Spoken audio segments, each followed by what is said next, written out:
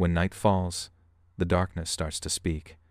Between each breath and the silence there are whispers no one was meant to hear.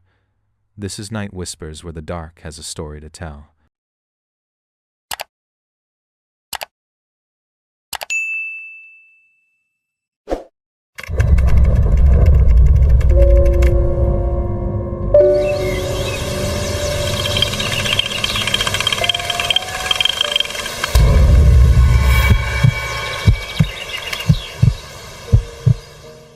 There's a lake hidden deep in the woods where my brother and I spent countless evenings fishing, our laughter echoing across the still water. With crickets and worms as bait, we'd haul in bluegill after bluegill, feeling like the lake belonged only to us. Though few locals bothered to hike that far, its quiet isolation became our secret world, a place where my lifelong love for fishing was born. Most people avoided the lake because getting there meant hiking through tangled woods, but that challenge only made it more special for us. The silence, the mist, the sense of being completely alone, it felt like the world had forgotten us in the best way. My favorite hours were when the sun dipped low, the water turning silver under twilight. That was when the fish stirred and the lake truly came alive. Most anglers swore by sunrise trips, but my brother and I preferred the quiet mystery of nightfall. While others our age were out partying or wasting weekends, we were packing gear, hiking through the trees, and setting up by moonlight. The air would cool, the crickets would start their chorus, and the lake would turn to glass. In that stillness, every cast felt sacred, our own secret ritual beneath the stars. It was one of those perfect Friday nights when everything fell into place. The sun was melting into the trees as we reached the lake, painting the water in orange and gold. We set up on a cluster of flat rocks that jutted gently into the shallows, our familiar spots smooth and steady beneath us. With our lines cast and the air cooling around our shoulders, it felt like nothing in the world could disturb that peace. The lake stretched wide enough that shapes on the far side blurred into shadow, the dusk thickening like smoke over the water. JJ and I squinted toward the ripples, expecting a fish or maybe a log drifting loose. Then, without warning, the surface broke. A dark shape, huge and upright, began to rise from the water, slow and silent. My breath caught. Whatever it was, it didn't belong there. The calm night suddenly felt too still. The lake was big enough that distance turned details into guesswork, and the dusk made it worse. Still, as we stared across the water, the ripples thickened, circling like something alive. Then, without warning, the surface broke, slow, deliberate, and a dark mass rose from beneath. It wasn't the quick flash of a fish or the drift of a log. It was upright, human-shaped. For a heartbeat, neither of us moved. Every instinct screamed that what we were seeing wasn't right. As the shape broke free of the surface, the truth hit instantly. This wasn't a fish at all. It was too tall, too straight, moving with a strange steadiness that froze my breath. JJ and I realized it together. I heard him curse the same second I did. A person, out there in the middle of the lake, rising from the depths like they'd been hiding beneath us all along. The thought alone made my skin crawl. Who would do that and why? The longer I thought about it, the stranger it became, a real person surfacing in a half-hidden lake long after sunset. They hadn't just been swimming. They'd been under the water for minutes, maybe longer. The idea of someone silently waiting beneath the surface made my stomach twist. My heartbeat quickened, the calm of the evening shattered. Every instinct urged me to pack up, to leave that place before whatever was down there decided to come closer. JJ brushed it off, saying we'd just arrived and that the person was too far to bother us. He wasn't wrong, but unease lingered. We sat there pretending to fish, our eyes locked on the figure drifting in the water. They moved slowly, rhythmically, back and forth, like the lake itself was breathing with them. The motion was strangely graceful and disturbingly human. Their movements were mesmerizing, not frantic splashes, but smooth, deliberate motions, as if the water obeyed them. The way they glided sent chills through me. Our fishing rods lay forgotten beside us. Neither of us dared to look away. JJ whispered if maybe they were fishing too, but the thought died the moment it formed. No one fished underwater like that. Whatever they were doing, it didn't belong to anything normal. The idea of someone fishing underwater was absurd, so JJ guessed they were just night swimming. For a second, it almost made sense until I dipped my fingers into the lake. The water bit like ice, sharp enough to sting my skin. I jerked my hand back, shivering despite the still air. No one sane would stay in that temperature, not moving that calmly. Whatever that person was doing, it wasn't for fun. I shook myself out of it and told JJ to just ignore them to focus on the fish, but when I turned to him, something in his face stopped me cold. He wasn't moving, just staring across the water lips, parted eyes wide and unblinking. The rod had slipped from his grip forgotten. For a moment it felt like the lake had him under some kind of spell, drawing him in the same way it had that figure. His fishing pole lay forgotten beside him. I called his name once, twice, my voice rising each time until he finally blinked and looked away from the water. He mumbled a quick sorry, shaking his head like waking from a dream, and reached for the rod again. We both tried to act normal, casting our lines as if nothing had happened, but our eyes kept drifting back to that dark stretch of water, waiting for movement we couldn't explain. I kept waiting for something, anything to happen. Maybe they'd climb out, wave, shout, do something to prove they were normal, but nothing changed. They just stood there, motionless in the fading light, until routine took over and we started casting again half-heartedly. Then JJ touched my shoulder, his voice barely a whisper. "Look." I turned just in time to see the figure sink soundlessly beneath the surface as if swallowed whole by the lake. I kept my eyes fixed on the spot where they'd vanished, waiting for ripples, bubbles, anything, but the surface stayed perfectly smooth. 1 minute passed, then 2. JJ had his phone out, the glow of the stopwatch counting every second. When it hit 2 minutes and the water was still untouched, a chill crept up my spine. No one could hold their breath that long. At least no one human should be able to. JJ tried to lighten the mood, joking maybe it was some athlete training an Olympic diver practicing breath control in the freezing dark. I almost laughed, but the image of someone willingly diving here alone and silent killed the humor instantly. The air felt heavier. I started packing up, muttering that we should go, but JJ caught my arm, eyes glued to the water. He wanted to see how long they'd last. I wasn't sure I wanted to know. I sighed and told him fine, but my hands didn't stop moving. Reels, tackle, everything went back in the bag. That uneasy pull in my chest was growing again. Then I saw ripples spreading gently across the surface, but this time they were closer, much closer, maybe a fifth of the way out. My stomach dropped. They hadn't just stayed underwater for 3 minutes. They'd moved. I snapped at JJ, my voice shaking. "We're leaving. Now." This time, JJ didn't argue. We both stood ready to bolt, but curiosity held us in place like roots. The ripples grew, and from the dark water, a figure began to rise once more, slower, this time deliberate. The fading light caught her face, and my breath hitched. It wasn't a man at all. It was a woman, young, long brown hair slick against her shoulders, wearing a dark green swimsuit that shimmered faintly under the twilight. Beautiful, and completely wrong for this place. There was something disarming about her, not just the soft curve of her face, but the calm in her eyes. She couldn't have been more than a year or two older than us. For a heartbeat, the fear that had gripped me melted away, replaced by a strange pull I couldn't explain. Maybe we'd overreacted. Maybe she was just some adventurous girl swimming where she shouldn't. The thought made me hesitate, one foot turned to leave the other, rooted to the shore.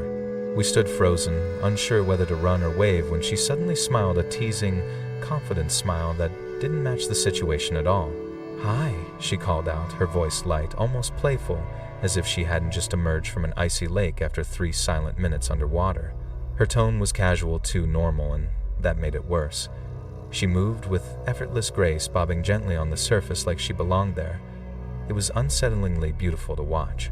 She floated with such ease it was almost unnatural, her movement smooth, effortless, as if the cold didn't touch her at all. I couldn't even find words. My mind was stuck somewhere between awe and fear. JJ, braver, or maybe just more curious, finally spoke up. "What are you doing out there?" he called. His voice echoed across the lake. For a moment I almost forgot how strange this all was, until I remembered she'd risen from the depths like it was nothing. She tilted her head back, smiling like it was the most obvious thing in the world. "I'm swimming," she said. JJ gave a nervous laugh. "Well, yeah, obviously. Training for something." Her grin widened. "Something like that," she murmured, drifting closer, the ripples spreading toward our feet. Then, as if it were nothing, she asked if we wanted to join her. My stomach turned. "Are you insane?" I snapped. "That water's freezing." She only laughed, a soft, haunting sound that didn't fit her smile. She laughed, sharp mocking, and called us babies, saying we'd get used to the cold if we just jumped in. JJ shook his head firmly. "No way." Her smile faded, replaced by a strange stillness. She pressed a finger to her lips, studying us like we were something she couldn't quite figure out. Then came that look, cold, assessing, almost predatory. I couldn't tell if it was arrogance or malice, but every instinct screamed the same thing: we needed to go. 1,000 questions flooded my head. Who was she? Why was she here? How long had she been in that freezing water? But none of them made it past my lips. I just reached for JJ's shoulder, forcing a shaky smile as I said to her, "We're leaving." For a heartbeat, she stayed silent, just staring. Then her expression twisted and a sound tore from her throat, a raw, furious scream that shattered the still night air. My blood ran cold. She screamed "no" so loud it echoed across the entire lake, raw and furious. I stumbled back, heart pounding my body, reacting before my mind caught up. JJ and I grabbed everything we could, not caring what we dropped, and bolted for the trail. Behind us, her voice cut through the dark. "Come back, get in the water." It wasn't a plea anymore, it was a command. Then the words stopped, replaced by shrieks, high, broken, inhuman, the kind that freeze your blood. The screams weren't words anymore, just raw, piercing sounds like someone being stabbed again and again. They chased us through the trees, echoing over the water until it felt like the whole forest was alive with her voice. Even halfway to the car, I could still hear her. Every step I expected, splashing footsteps behind us, her wet hands reaching out. But she never came, or maybe she did, and we didn't dare look back. JJ was already dialing the police before we slammed the doors shut. JJ breathlessly told the dispatcher everything, the woman, the screams, the way she rose from the water. They asked us to stay so an officer could meet us, but JJ shook his head, muttering that we weren't waiting around. He hung up before they could argue. I didn't blame him. All I wanted was distance miles between us and that cursed lake. You'd think that night would have ended our fishing trips for good, and it did, at least for a while. We did go back eventually, not right away, but curiosity has a way of wearing down fear. The first few times we brought our dad along just in case. It took some effort to convince him we weren't making the story up, but once he saw the unease in our faces, he believed us. He even joked he wanted to meet the lake girl himself, but she never appeared again. Maybe the police found her, or maybe she was never really there. Over time, the story turned into a private joke between us. Maybe the lake girl will show up tonight, JJ would say, and we'd laugh pretending we weren't half hoping she would. But years have a way of dulling curiosity and sharpening truth. Now that I've grown older, and that lake is just a memory, the humor's gone, I can finally see how wrong it all was, how terrifying. She was probably just sick, I tell myself, though I'm not sure I believe it. That's the explanation I settled on, the only one that let me sleep at night. JJ still has his wild theories talking about spirits or something living in the lake, but I can't bring myself to believe any of it. Whatever happened that night, I doubt I'll ever experience anything so strange again. Still, the memory clings like mist on the water. Anyway, I'm Jay. Fishing's been my lifelong escape, my peace. I just never thought it could turn into a nightmare. We'd done dozens of trips before chasing speckled trout through the marsh channels. It was supposed to be another ordinary day, quiet, simple, familiar. We had no idea it would turn into something we'd never forget. The marsh was quiet that morning, the kind of stillness that makes every paddle stroke echo. The water was shallow and glassy, the reeds whispering as we glided through. It was early spring, the air crisp, the water colder, but neither of us cared. We'd done this countless times before. After half an hour of paddling, we spotted a small bend that looked perfect. No other boats, no distant voices, just the two of us surrounded by endless silence. There wasn't another soul in sight, just the soft hum of insects and the splash of our lines hitting the water. It was perfect. Angel handed me a beer, and for a while, we said nothing, just letting the quiet soak in. About an hour later, his rod bent hard. "Got one," he yelled, grinning like a kid. The fish fought back strong, and Angel leaned too far over the edge to reel it in. The kayak wobbled dangerously, creaking under his weight. There wasn't another fisherman for miles, just the buzz of insects and the splash of water against the kayak, exactly how we liked it. Angel cracked open 2 beers, handed me one, and we let the stillness wrap around us. About an hour in, his rod bent sharply. "Got something," he shouted, grinning. The line tugged hard, thrashing beneath the surface. Angel leaned farther over for a better look, excitement overtaking caution. The kayak rocked dangerously, teetering as if deciding whether to throw us both in. Angel groaned, staring at the spot where his phone had vanished. "That's a few $100 gone," he muttered, voice tight with frustration. I couldn't blame him. I'd have been just as upset. Neither of us had money to burn. Still, I told him we'd try to find it. The water was dark and murky, impossible to see more than a few inches down. For the next 20 minutes we poked around with our paddles, hoping to hit something solid beneath the mud. It didn't take long to realize it was pointless.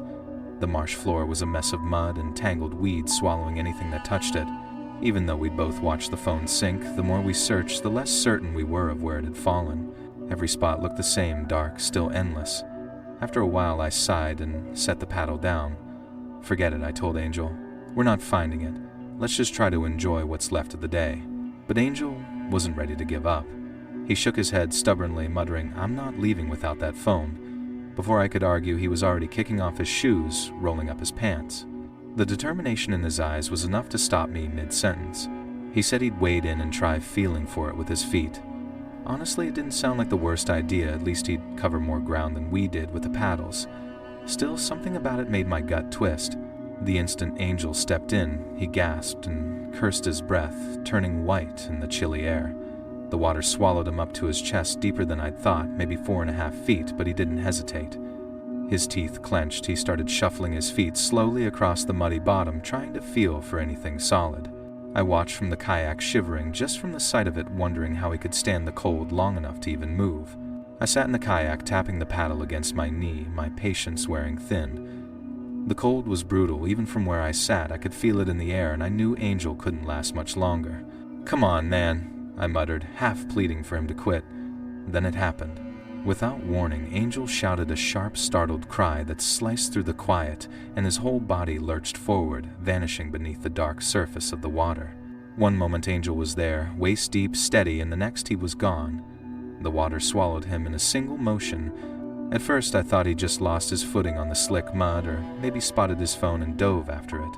But the seconds dragged on, and the surface stayed still. No splash, no movement, nothing. Panic surged through me before a thought could catch up. I dropped my paddle, heart racing already, leaning over to jump in. I tore off my shoes and jacket, ready to dive in after him. The thought of Angel trapped below that black water made my chest tighten. But before I could move, the surface exploded. Angel shot up, gasping, his face and clothes caked in mud and weeds. His eyes were wide with pure terror. "Go!" he screamed, voice cracking.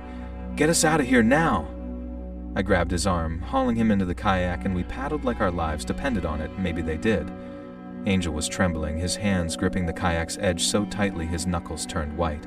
It wasn't just the cold, it was fear. His eyes kept darting back to the water behind us, as if expecting something to rise out and give chase. When we finally slowed down, I caught my breath and asked what happened. His voice shook as he answered. "Something grabbed me," he said. While I was feeling with my foot, it wrapped around my ankle and pulled me under. Angel struggled to explain it, his words stumbling out between shaky breaths. "It wasn't a hand," he said, "but it wasn't an animal either. No claws, no teeth, just something smooth, tight, strong." He rubbed his ankle as he spoke, like he could still feel it. When it pulled me under, he continued. It started dragging me sideways away from where we were. The way his voice cracked told me enough whatever had touched him wasn't supposed to exist down there. Angel said he'd fought like hell, kicking and thrashing until whatever it was finally let go. His legs were scraped raw from the mud, but he didn't care, he just wanted out. We called it a day and headed back toward the launch, the phone long forgotten. The whole ride back, he sat silent, staring at the water. I tried to reason with him, saying it was probably a huge catfish or maybe an alligator gar, but he didn't answer, just kept shaking his head slowly. In the end, I couldn't argue, I hadn't felt it. Whatever had touched him, only Angel knew, and the look in his eyes said enough. He swore it wasn't a fish or any creature he'd ever known. The more he talked, the more agitated he became, voice trembling, hands gripping the kayak's edge. His fear was contagious. I found myself glancing at the water, imagining shapes beneath the surface. What could have that kind of strength? The possibilities my mind offered weren't comforting. I fished those marshes for years, day, night, every season, and nothing even close to what Angel described had ever happened before. Out of curiosity, I spent days digging through online forums and local stories, but found nothing solid. No strange creatures, no urban legends, nothing. Still, a part of me can't let it go. I keep wondering what's really beneath that water, but every time I think about going back, something deep inside me whispers, "Don't." Ever since that day, something's changed. Every time I go marsh fishing now, there's this quiet tension under the surface, a feeling that doesn't belong with something I love so much. The water just doesn't feel peaceful anymore. This story happened about 2 months ago, and I still think about it from time to time. It was me, Kat, Nick, and Megan, our usual group for weekend adventures. We were looking for something to do on Saturday night, and Nick suggested the reservoir near Megan's house, the one we'd been to a few times before.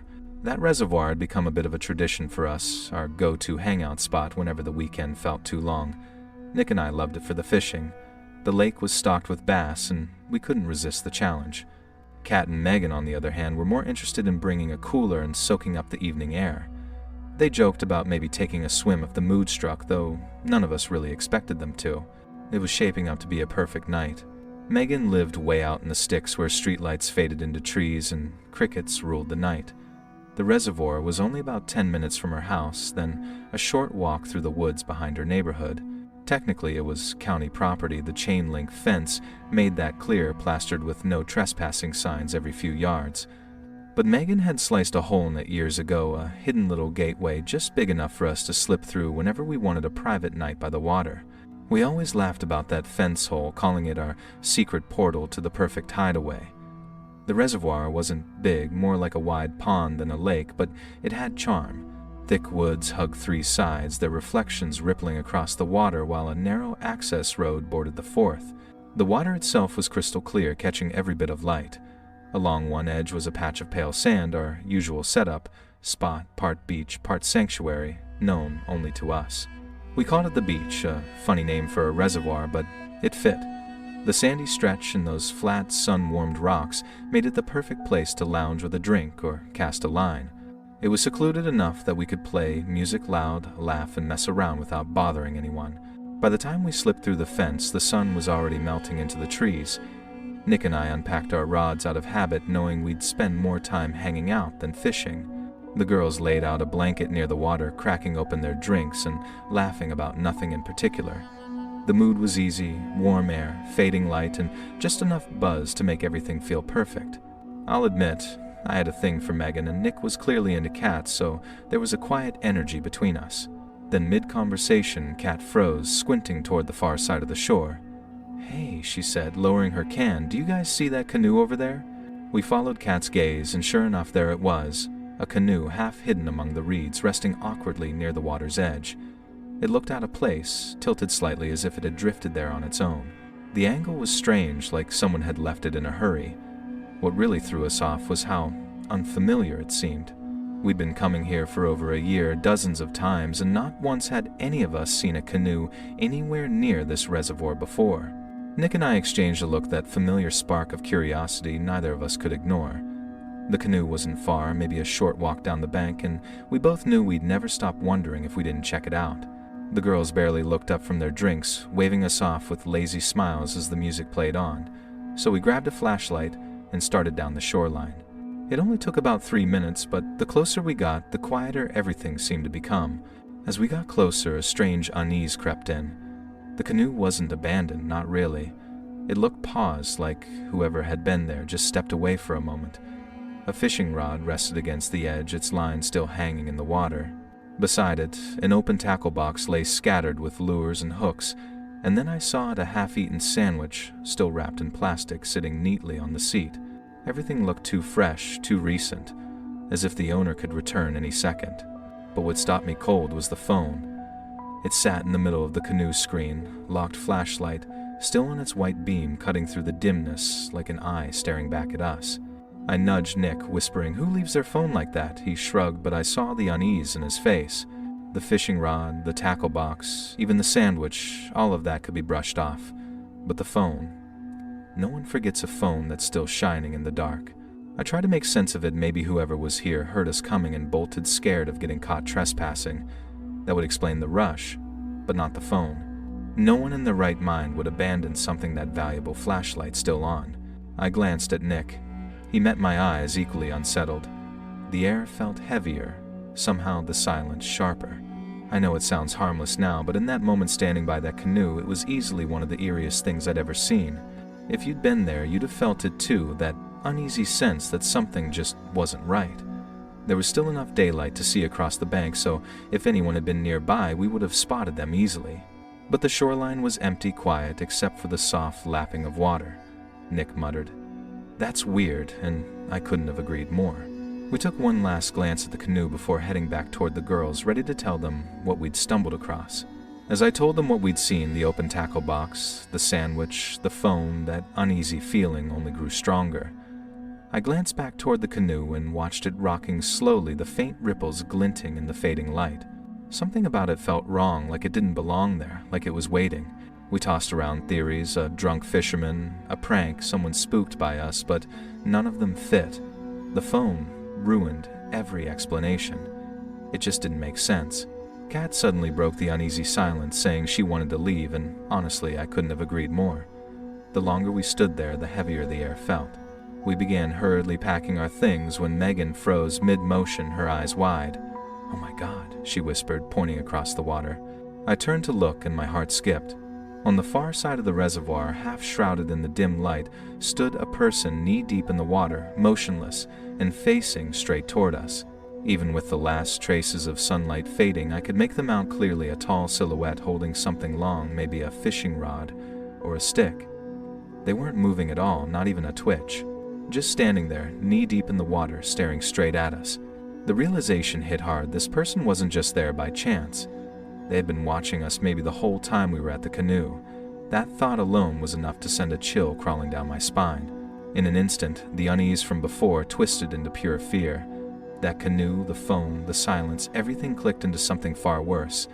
None of us had to say a word. The look on everyone's face said it all. We needed to leave. Now. Megan stuffed the blanket into her bag, Kat clutched the speaker, and Nick and I grabbed the rods. Our movements were quick, shaky, not quite running, but close. The only sound was the rustle of grass and our footsteps hurrying toward the fence. And then it happened, the moment I'd been dreading. The man's voice ripped through the still air, shouting at us to get out, to leave his place. His words echoed across the water, sharp and furious. We were already doing exactly that, but he didn't care. His tone wasn't warning, it was rage, wild and unhinged. Each shout grew louder, his voice cracking with anger, and for a split second I wondered if he was going to come after us. I thought the yelling was as bad as it could get until I turned around. The man dropped whatever he was holding and began wading deeper, the water rising to his chest. Then, with a sudden lunge, he started swimming straight toward us. For a second, my brain refused to process it. Then instinct kicked in. "Run!" I shouted, my voice cracking. We bolted, sprinting through the grass toward the hole in the fence, hearts pounding. We dove through the gap, scraping elbows, desperate to get away.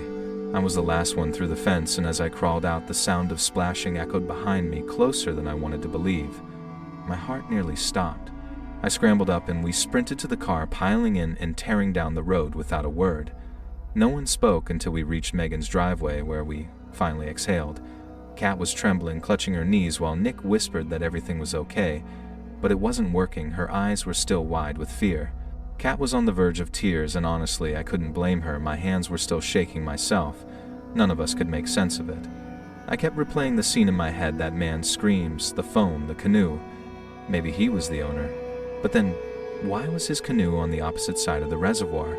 And what was he doing in the water? The darker thought hit me next. What if it wasn't his canoe at all? What if he'd done something to the real owner? Megan was the first to break the silence, pointing out how little sense it made. If he did something bad, she said, why would he chase us and draw attention? She had a point, it didn't add up. Kat wanted to call the cops, but that idea died quickly. What were we supposed to say? That we trespassed, found a random canoe, and got yelled at for being somewhere we shouldn't have been. There was no way to make that sound innocent, so we just sat there, unsure and uneasy. Looking back, I know staying away is the smart choice, but curiosity still gnaws at me. I keep wondering what we really saw that night. Was it just a madman guarding his territory, or something darker lurking beneath that calm surface? The reservoir sits only 10 minutes from Megan's house, yet it feels like another world now, one sealed off by fear and unanswered questions. Maybe someday I'll go back, but for now, the memory itself is haunting enough. Thank you for staying until the end. If the dark didn't scare you away, maybe you belong here. Subscribe to Night Whispers and let the darkness find you again next time.